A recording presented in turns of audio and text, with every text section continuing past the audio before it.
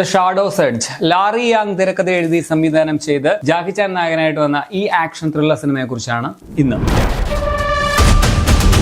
ഒരു retired police ഓഫീസറും വളരെ ബുദ്ധിമാനായിട്ടുള്ള ഒരു ക്രിമിനലും തമ്മിലുള്ള ഒരു ക്യാറ്റ് ആൻഡ് മൗസ് ഗെയിമാണ് ഈ പടം എന്ന് പറയാം. 2007 ഇറങ്ങിയ ഹോങ്കോങ് ആക്ഷൻ ത്രില്ലർ സിനിമയായ ഐ ഇൻ ദ സ്കൈ എന്ന സിനിമയുടെ തിരക്കഥയെ ബേസ് ചെയ്തൊരുക്കിയ ഒരു സ്ക്രീൻ പ്ലേ ആണ് ഈ പടത്തിന്റേത്. ആ കഥ തന്നെ കൊറിയയിലും റീമേക്ക് ചെയ്തിട്ടുണ്ട്. ഒരു നല്ല ആക്ഷൻ ത്രില്ലർ ആണ് ഈ സിനിമ.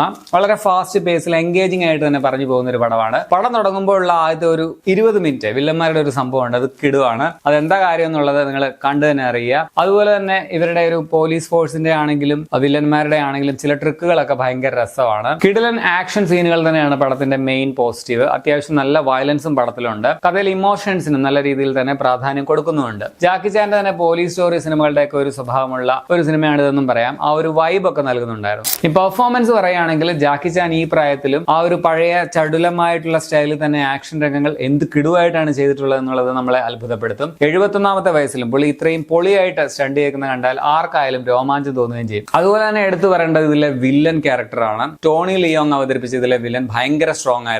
ആക്ഷൻ പടങ്ങളിൽ ഇങ്ങനെ വില്ലൻ സ്ട്രോങ് ആണെങ്കിൽ മാത്രമേ അത് നന്നായിട്ട് വർക്ക് ആവുകയുള്ളൂ. വില്ലൻ വീക്ക് ആണെങ്കിൽ പടവേ തീർന്നു. ഇത് പുലിയാണ്. അവസാനം വരെ ഇയാൾ എന്ത് ചെയ്യുമെന്നൊരു ആകാംക്ഷയും ടെൻഷനും ഒക്കെ നമുക്കുണ്ടാകും. അത്രയ്ക്കും ഡേഞ്ചറസ് ആയിട്ടുള്ള ഒരു ക്യാരക്ടറായിരുന്നു. നല്ല കിടുവായിട്ട് ചെയ്തു വെച്ചിട്ടുണ്ട്. ഇവർ രണ്ടുപേരും കഴിഞ്ഞാൽ ഇതിലെ മികച്ച വേറൊരു കഥാപാത്രം യാങ് സിഫെങ്ങിന്റെ ആണ്. പുള്ളിക്കാരുടെ ആ ഒരു മുഖഭാവവും ആക്ഷനും ഒക്കെ കൊള്ളാമായിരുന്നു. അതുപോലെ തന്നെ ജാക്കി ചാനും പുള്ളിക്കാരും തമ്മിലുള്ള കെമിസ്ട്രി നന്നായിട്ടുണ്ടായിരുന്നു. അദ്ദേഹത്തിനൊപ്പം തന്നെ പ്രാധാന്യവും പുള്ളിക്കാരിക്ക് പടത്തിലുണ്ട്. വില്ലന്റെ കീഴിലുള്ള പുള്ളിയുടെ വളർത്തു മക്കളുടെ ഒരു ഗ്യാങ് ഉണ്ട്. അവരും പൊളിയായിരുന്നു. പ്രത്യേകിച്ച് അവരുടെ ആക്ഷൻ സീനുകൾ ഭയങ്കര രസമാണ്. ടെക്നിക്കലി നല്ല പടമാണ്. ഇതിന്റെ camera, editing, lighting, sound design, background score ഒക്കെ കൊള്ളാം.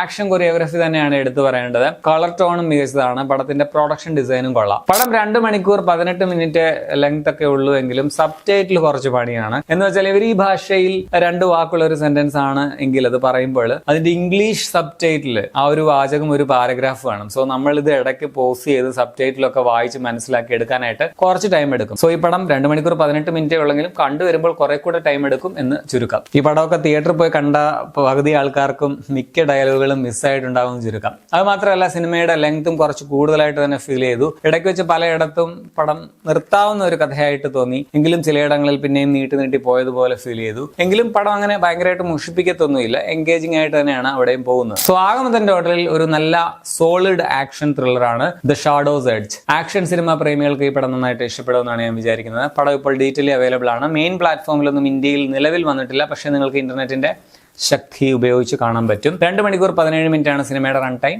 18+ ആണ്. വയലൻസ് ഉള്ളതുകൊണ്ട്. പിന്നെ പതിവ് പോലെ ജാക്കി ചാൻ പടങ്ങളുടെ ലാസ്റ്റിലുള്ള ബ്ലൂപ്പേഴ്സ് ഇതിലും ഉണ്ട് കേട്ടോ. അപ്പോൾ നിങ്ങൾ ഈ പടം കണ്ടുള്ളവരാണെങ്കിൽ നിങ്ങളുടെ അഭിപ്രായം കമന്റിൽ രേഖപ്പെടുത്തുമല്ലോ. ശരിയെന്നാ.